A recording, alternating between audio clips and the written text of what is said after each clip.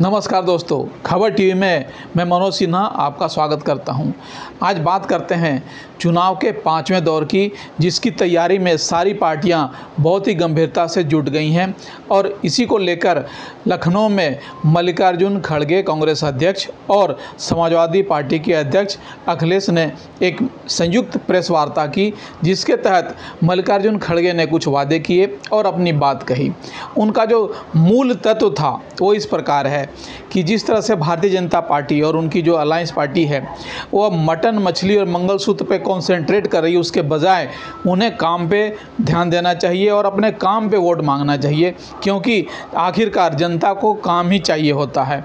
उन्होंने ये भी कहा कि जिस तरह से उन्होंने 5 किलो अनाज की जो बात की थी, उसके एवज में अगर हम लोग की सरकार आई, अगर इंडिया अलायंस की सरकार बनी, तो हम लोग 10 किलो अनाज देंगे।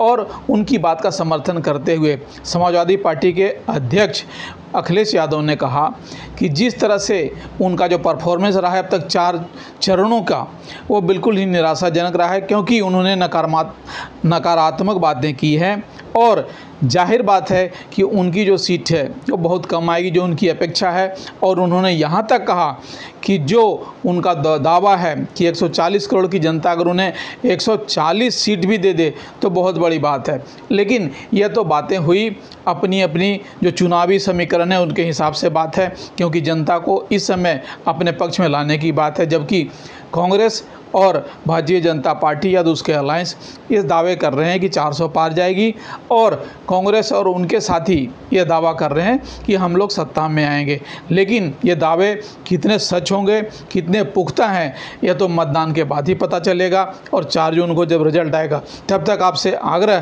कि हमारे चैनल को लाइक, शेयर और सब्सक्राइब जरूर करें। धन्यवाद दोस्तों।